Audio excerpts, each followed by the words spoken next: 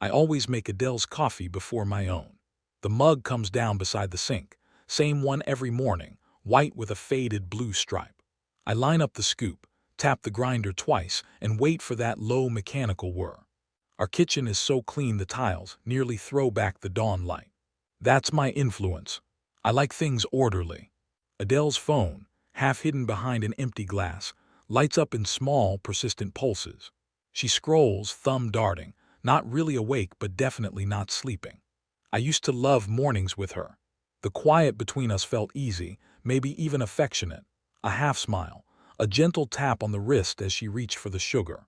Sometimes she'd tease me for double-checking the coffee-to-water ratio, then draw lazy circles around my mug while she waited.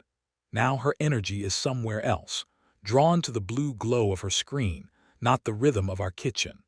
Even the air between us feels tight, like she's figured out how to move without touching anything. You want lunch today or is dinner enough? It's a soft question, careful. There's that space between us lately where nothing quite lands. She mutters, eyes still on her phone. Whatever. Not hungry now. I'll eat at the salon. She tucks her legs under herself, cardigan sliding off one shoulder. Her hair's up, but not in that easy, familiar way I used to like. More like she just didn't want it in her face. I set her coffee down. She doesn't reach for it. Did you sleep? I ask, trying to read her before work. She exhales sharp. Some. Can you not quiz me first thing?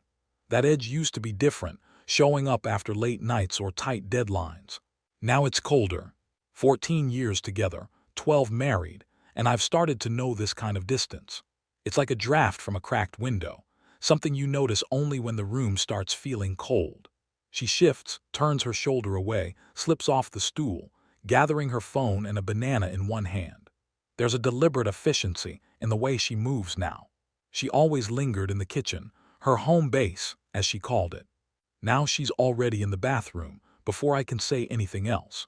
I sip my own coffee, standing alone at the island. A memory drifts up. Sunday, 2 Septembers ago, both of us painting the hallway, her dabbing yellow paint on my nose, laughing until she cried. That kind of laughter hasn't filled this place in a long time. Passing the fridge, I try. 10 years ago today I beat you at Wordle. You tried to say Dulce was made up, hoping for a smile or even just a glance back. She glances up, distracted, not really there. That game ruined breakfast for a month. We don't have time for that anymore, Sal. She's already down the hall, heels barely tapping the floor, careful not to even brush against my shoulder as she goes. I watch the door close behind her, then stare at our anniversary photo on the fridge, 2 younger smiles, arms wrapped tight. It almost feels like a punchline now, how different that image is from us today. Reflected in the glass, I barely recognize either of us. We move around each other, her grabbing a banana, me checking the calendar on the fridge, like coworkers just trying not to bump into each other. I write a note to myself, pick up dry cleaning. I think about adding, ask Adele about Friday, then decide not to. In the bedroom 20 minutes later, she runs a brush through her hair at the vanity. No music, no humming. That's new. We used to pick Spotify playlists for mornings like this. She leaves the room before I finish tying my shoes. I set her scarf on the dresser, a pale blue one, her favorite, freshly washed because she spilled hair dye on it last week. She used to joke about me playing house husband when I took care of things like that. Lately, she doesn't even look. It's not dramatic, but it's what's missing that stings. All the little habits, the small overlaps, have worn down to almost nothing. She's here but only in the barest sense.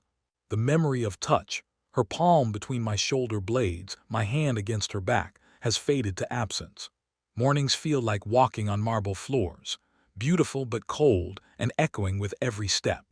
After I settle into my cubicle at the IRS branch, a cramped, concrete piece of Blue Ridge, Georgia, where even the windows seem tinted bureaucratically, Jacob Barnes strolls by and taps my desk. How's tax season, Garrison? I shrug. Same chaos. Overtime and bad coffee. Jacob grins, moves on. I go through spreadsheets, glancing now and then at the phone by my keyboard. The copy machine hums, the elevator rumbles. Normally, these are just background, but today they seem louder than usual. My focus slips. At 10:43 a.m., Adele sends a text, Maybe sushi for lunch if you want. Or I'll grab Panera. Up to you. The phone buzzes quietly against the desk. I stare at the blinking cursor at the end of her sentence at that careful if you want. Lunch plans were always her bit. Usually she'd hit me with a few choices, joke about how I'm boring with my IRS spreadsheets. Today, she sounds checked out. I reread it, making sure I'm not missing context. It's too neutral.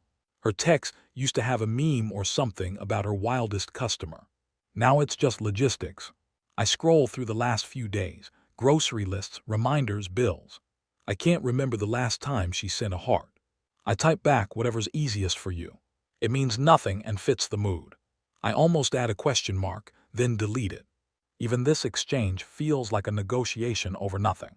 Back to calls, reviewing tax disputes, but that message won't let go. Last month I'd asked her about lunch and she answered an hour late, too busy, sorry, next time. Back then I brushed it off. But now the pattern stands out. Her schedule vague, jokes gone, everything just transactional. I push it away, tell myself everyone's tired. It's refund season, she's busy too. That's what I try to believe. At noon, another ding, an Instagram DM from Adele. A dog in sunglasses reel. I react with a laugh emoji. She double taps, then nothing more. 2 years ago, she'd have followed up. The quiet after feels like it stretches longer than my whole break. I don't see Adele again until after 4. Her shift at the downtown salon usually ends at 4. I wait outside, engine idling, the smell of rain from wet pavement curling in through the cracked window. The shop flickers under blue LED lights, the sign spinning in the wind. She comes out in a rush, sunglasses on, keys jangling, hunched like she's dodging the weather. There's a smile for me, barely, and it's gone before she gets in the car. How was work? I ask default. She sighs. Awful. Woman wanted platinum highlights, swore we ruined her hair. Tiffany had to fix it, ended up apologizing for half an hour. As I pull onto Main, I glance her way. You did a supply run. You were gone longer than lunch, she bristles. Yeah. Supplier messed up the toner order. Had to drive across town. Her fingers twist together. Too many details. Not the old Adele. Silence in the car. The steering wheel feels cold and heavy. Her ankle bounces. Her bag is wedged between her knees, like a wall. We hit a red light. Tiffany Albright steps out of the salon behind us, waving. Hey Adele. Long lunch with Bryce today, huh? She calls, only half joking. I look at Adele. She manages a tight smile, almost a grimace. Tiffany S. obsessed with calendars. Ignore her, she says, glancing at me. She just wants my stamina. Her smile is thin, flat, not her real one. Her hand moves to her phone, silencing it. I see the tension in her jaw, like she's prepping for a question. I try to laugh, but it comes out wrong. Bryce, the new guy at the salon. I know his name, but never about long lunches. My hands tighten on the wheel. She stares out the window, watching rain streaks.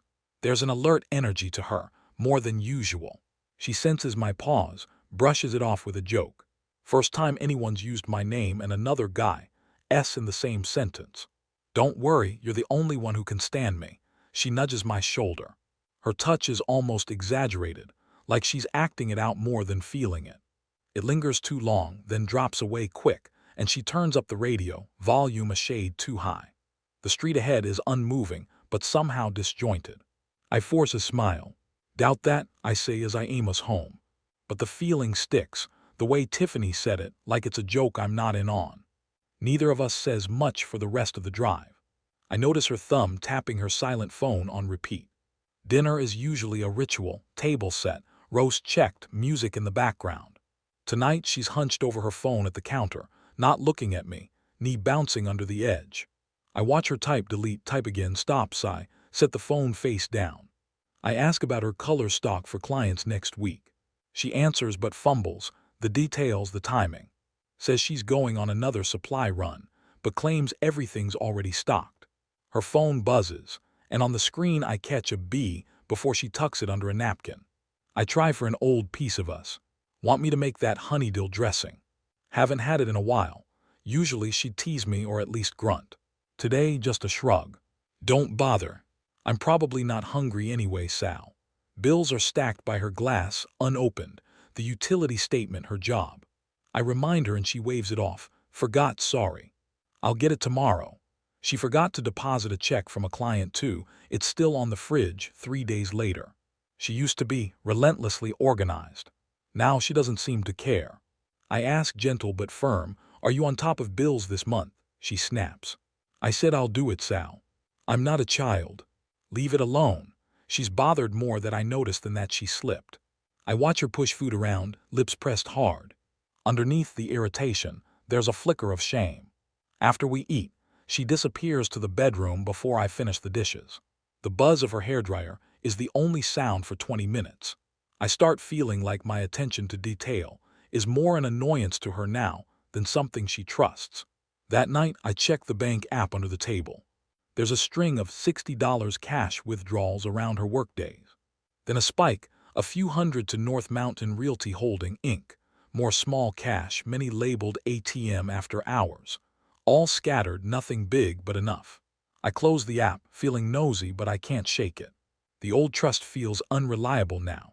In our bedroom that night, I'm changing into sweats in darkness. She's already on the covers, face down, phone glowing on the blanket. I climb in. She turns away when I draw close, only her shoulder touching me. Long day, she mumbles, eyes closed now. I'm wiped. Her hair smells expensive, a musky floral perfume I didn't buy. On the nightstand, the small jewelry box is open. Her gold anniversary bracelet is missing. I lie still, eyes open in the dark, the space between us painfully loud. I listen to her breathing, trying to match my own to it like I once did to fall asleep. She feels like a guest, a careful, quiet presence not wanting to touch too much. I let the question sit overnight. In the morning, while she showers, I scan the bank app again. More withdrawals, more gaps. Sleep doesn't come. In the cold blue light before sunrise, I scroll endlessly, wondering if I'm being suspicious or just thorough. Work is a distraction briefly. I stare at files. Jacob passes, calls me the most unflappable bastard on staff, but my hands shake as I raise my cup. I text good luck today to Adelle and she fires back, you too, IRS man. There's a smiley face, but it feels forced, like she's ticking be cheerful off a list. Mid-morning, my phone buzzes. Adelle again, a photo of her lunch, a sandwich half wrapped in wax paper, her hand just visible. Trainer says I need more protein, she writes. I zoom in. She's wearing a thin ring with a blue stone, nothing I ever gave her, not her usual thing. I think about asking, let it go. At home that night, I leave the dishwasher open as a small test. She doesn't notice, just drifts through dinner, barely touching her food. I mention our anniversary. She gives a tight smile and pivots to talk about a big salon order. She's never been so distant about our anniversary before. It's not full-blown suspicion. Not yet. I handle calls and paperwork, letting the discomfort settle. Then during lunch at a sandwich shop, Tiffany Albright walks in, nervous. Sal, hey, can I sit? I nod. She fidgets with her straw. I'm not trying to start anything. Please don't make this weird for Adelle. But I think you should know. She and Bryce, Tiffany's voice drops.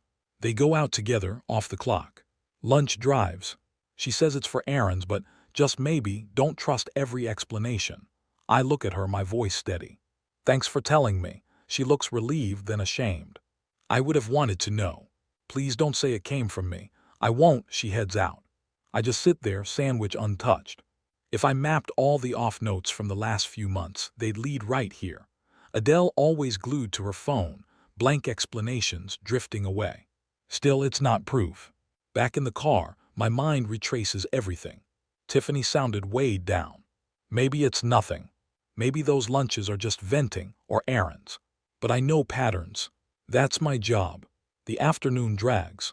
I start keeping silent tallies, scanning for gaps the way I would on a spreadsheet, looking for numbers that don't add up, for threads to pull.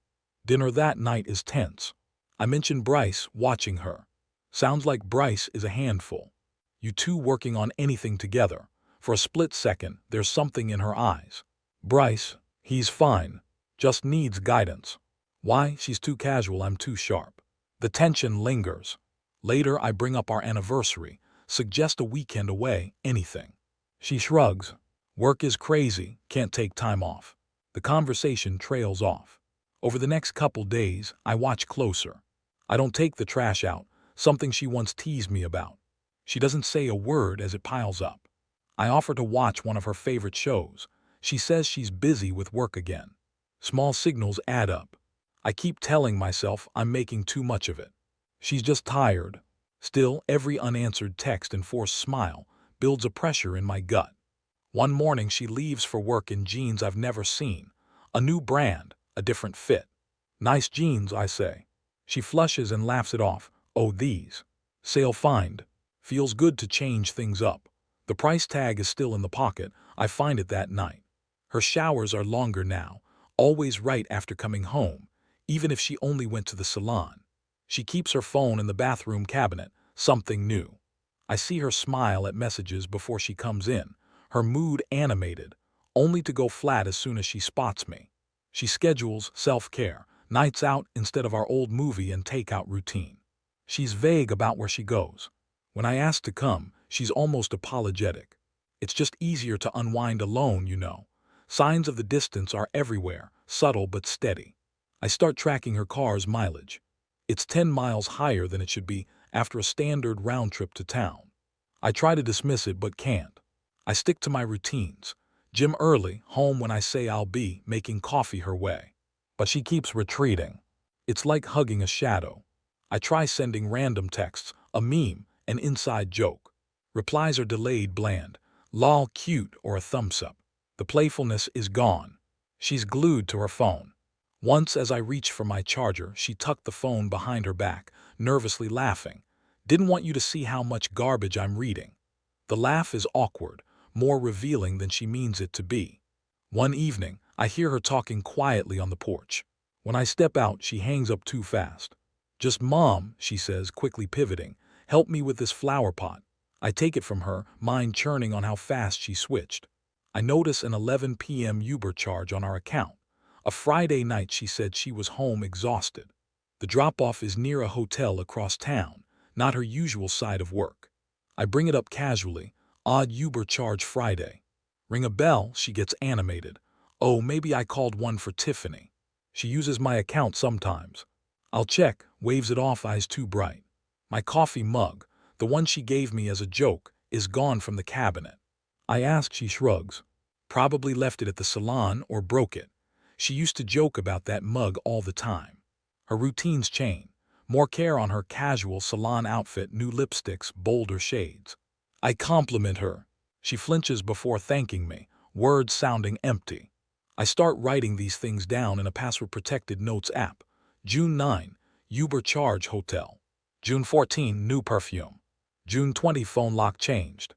June 23, mug missing, no sign at salon. It all starts to add up, like a column error I can't fix. That's when Tiffany corners me outside the sandwich shop. Her words both confirm and devastate, solidifying what I barely let myself suspect.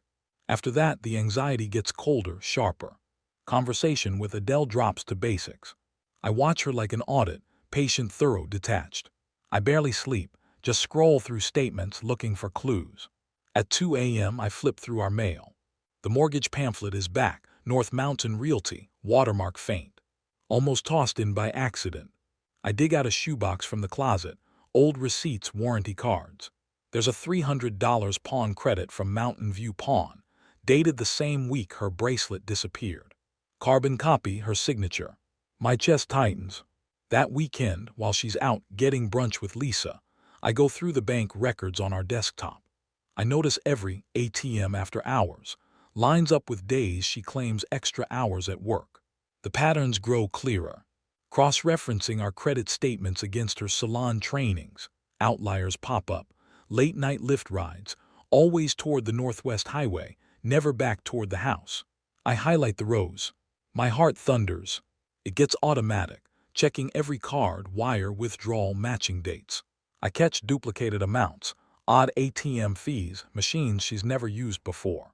My professional habit takes over, but instead of answers, I get more questions.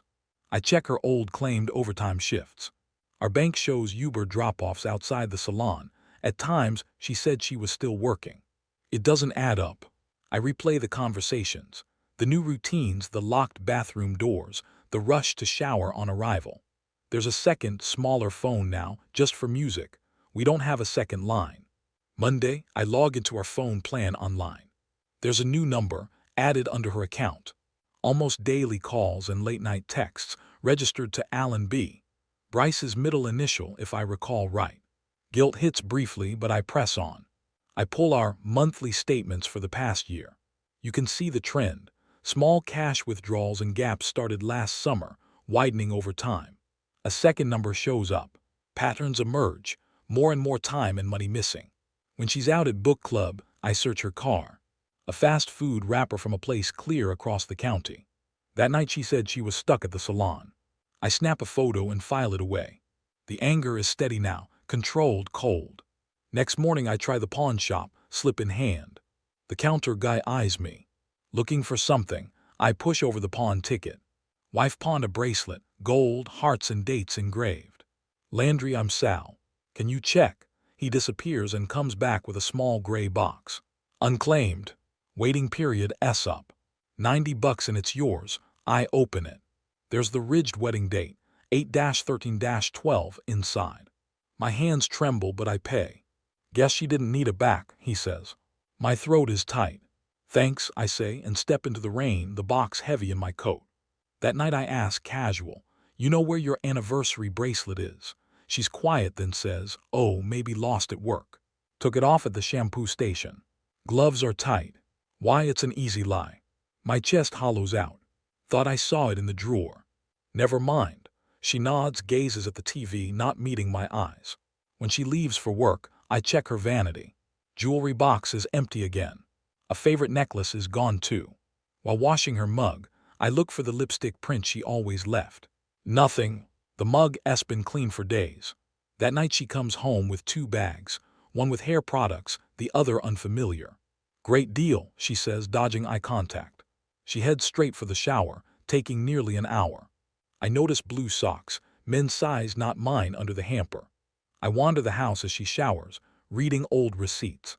A hotel bill, a suspicious cash withdrawal, another Lyft ride, same address. It adds up. After she's asleep, I check her purse. There's a pawn receipt and a real estate business card, Bryce Walton /realtor. On the back, a new phone number, not the salon, S. On her laptop, I skim her calendar, entries titled Be Real, Lunch Consult, Show Home 6.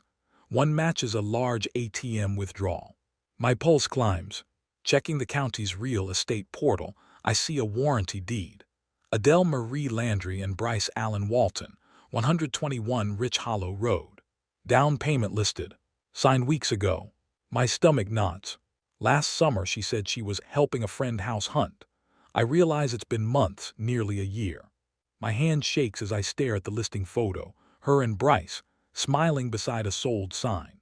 Her smile looks genuine, one I haven't seen in a long time. Memories of our last anniversary come back, her blaming work, that solo trip. All of it leads to this. A second life hiding in plain sight. The next workday, I close the joint account, transfer savings, freeze credit lines, and message Jacob I might need time off for family reasons. I pile up every record, every receipt. The mortgage page with her signature next to Bryce's gets a red circle. I connect withdrawals to hotel bills, the wire dates to her work days. Everything on paper, nothing digital. The process feels automatic, but my chest aches. It's as if I'm doing an audit for someone else. But it's mine. That night while Adelle showers, I put the pawn slip, mortgage pamphlet, the printout, and her bracelet on the vanity. I add her house keys and a printed down payment notification by her curling iron. I tidy the counter, make her coffee the next morning, and don't comment. She doesn't either. No apology, no sign she even notices. She packs up and leaves, stepping around what I've left as if it's invisible. It's almost as if she's sure nothing can touch her now. I start rehearsing what I'll say, waiting for a public setting. 2 nights later, we're out for dinner with my mother Patricia and some old friends. White tablecloths, candles. The host leads us to a booth. Adelle glows, pecking cheeks, laughing a touch too loud at Patricia's stories, beaming for the crowd. She plays the perfect wife, leaning into me, hand on my knee under the table, so choreographed I almost laugh. She jokes about our anniversary. 12 years and he still can't tell prosciutto from capicola, she says, drawing laughter. She leans in, squeezes my thigh. He's lucky I haven't traded him in for a newer model. Her eyes meet mine, more challenge than affection. I reach into my jacket, pulse steady, and slide a slim folder across to her. My voice is even, my posture fixed. The table goes quiet. She opens it, flipping page by page. Pawn ticket, transfer, mortgage, her signature with Bryce S. Shock travels up her face, then calculation, then a kind of hollow anger as she sees it's all there. Patricia leans over, voice low but tight. What's going on? I keep it calm. Adele bought a house with Bryce Walton. With our money. I hand Patricia the bank printout, pointing to the dates and signatures. My voice hardly rises above a whisper. She also pawned her anniversary bracelet. Every doubled bill, every missing check, it all matches up. I look Adele in the eye. The paperwork doesn't lie. She stares, silenced. One tear wells and vanishes. Her jaw works, words refusing to come. She tries. Sal, this isn't, it's complicated, it's just for work. Bryce needed a. I stop her, soft and steady. I've seen the county records. The deal's been closing for months, a year really. I let the silence land. The table feels like a jury box. She shakes her head, voice thin. We were friends at first. It only happened, Sal, you work all the time. I wanted something real, her words stumble. I keep going. Which part was real, the house or the lies or the money? My voice stays flat. She glares, flashes from me to Patricia and back. You never notice because unless it's in a spreadsheet, you never see it. Adele spits, fists tight. Patricia tries to step in, falters. Adele, we deserve. But Adele just bows her head. The table is silent, everyone's gaze fixed on their plates. I set my wedding ring and the house key on the table, letting the sound land in the silence. I hope you like the house you bought with my money. I press my napkin flat, stand and say quietly, don't follow me. Patricia calls after me, but I keep going. Behind me, silverware clacks, voices drop, a sob muffled by someone's hand. I see Adele start to move, but she stops, jaw tight, eyes burning with anger or shame. Patricia almost stands, but sits down hard, water glass trembling in her grip. Outside, the night air slices through. I walk fast past the restaurant's glow, couples laughing inside. A friend from dinner follows a few steps, hands in pockets, then just nods and leaves me to it. Driving home, the car hums, the road glows yellow. My hands barely leave the wheel. Back home, the emptiness is crushing. I go to the bedroom, toss my clothes into a duffel, shirts, socks, badge, files. The bracelet goes on top, the pawn ticket under it. My ring box and house keys drop on the dresser. On the mirror, a post-it, receipt for everything. Only contact me through your attorney. My handwriting is careful, clear. I touch the pillow she never fluffs anymore, set the mug down. I remember a morning, she laughed herself silly hunting for my socks. My stomach knots, but I leave her photo untouched. It's her story now. I pause at the coat tree on my way out. Her raincoat still carries her scent. For a second I imagine things as they once were, breakfast, her laughter, but I let that go. Downstairs, opening her planner drawer, I flip through faded appointments, post-its, a photo strip of us. I close it, glad for a measure of control. My car keys are cold as I step outside. In the driveway, the night is heavy, honeysuckle in the air, crickets loud. I stand for a moment, let the loss rush in, then pass. I get in and drive, not looking back. At the motel, the neon buzzes, cars come and go. I lay out my things slowly, duffel at my feet. There's a strange relief in being alone, in not waiting for someone who's already gone. Mostly there's just space left behind in every routine. I sit on the bed, take in the unfamiliar room, the smell of bleach, the hum of the fridge. My mind drifts back to that kitchen, to the normal life that feels so far away now. I try to think ahead, but it's all a blur. I send my boss an email, say I'm out 3 days. I change my mailing address, add my lawyer's number, then shut the laptop. The next morning I iron a shirt, eat a dry muffin, drive in to work. Jacob gives a longer nod than usual. It says enough. I do my job, focus on claims and forms and the small noise of quiet office life. There's no Adele, no trace of her perfume or her shadow. Elsewhere, Adele and Bryce probably start over, painting their own version. Sometimes I watch dusk over the Blue Ridge trails, phone off, just breathing. I think about all I missed chasing order, the details I tracked, the ones I ignored. The first weeks are strange. I rebuild everything from nothing. I wake at odd hours, stare at the ceiling, notice the routines that used to shape my days. I shop for food, avoiding old brands, sometimes reaching for something and setting it back quietly. Laundry becomes an odd kind of comfort, folding a single stack, hearing the emptiness in the drum. It's more tiring than frustrating. Bills come indifferent now. I handle them as always, but seeing misses. Adelle Garrison, on a stray statement, unexpectedly hurts. Her attorney sends emails, statements, settlements, short notes from Adelle, all cold and factual. I almost prefer it that way, even as it underscores the loss. I try a therapy session, talk through the story. I sound too controlled, all facts, little feeling. The therapist says I process with admirable clarity. I find ease in the precision, not in the healing. I run into Patricia once at the grocery. We hesitate, then she squeezes my shoulder, eyes rimmed red. "You know where to find me," she says. I try to answer but only get out, "Thank you." She holds my hand a second, then walks away with her cart. Behind her, an old friend glances up, just a sad smile, then he's gone. This is my new reality. Family and friends keeping their distance, unsure what to say. Evenings are hardest, every lamp and smudge in the old house, every groove in the floor.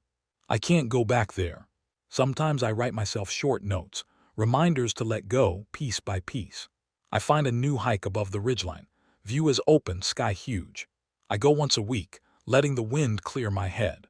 I sit at the edge until dusk, letting the ritual take hold.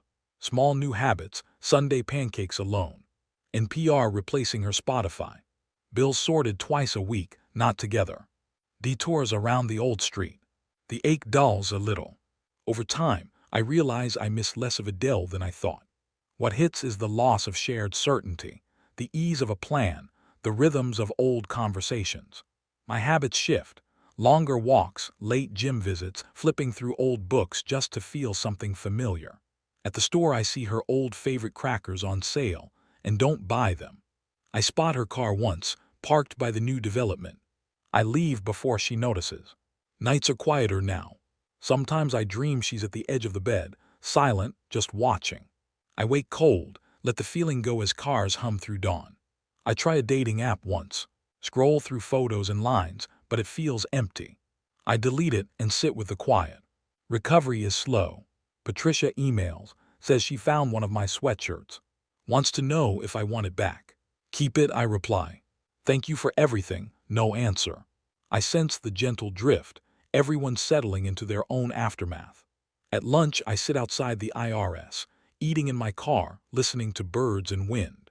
Routine is a comfort, boredom a relief. Time softens the edges. I think about everything I missed while chasing order, how chaos can force you to see what was hiding in plain sight. The life I built around that house becomes someone else's story, Adele's now. For me, it's just where something hidden finally became clear. On a rocky overlook at dusk, the sky is purple and gold, edges soft. The ache is quieter now. Some wounds fade, others just make you a little stronger. It's strange how the person who emptied your house can leave so much space behind.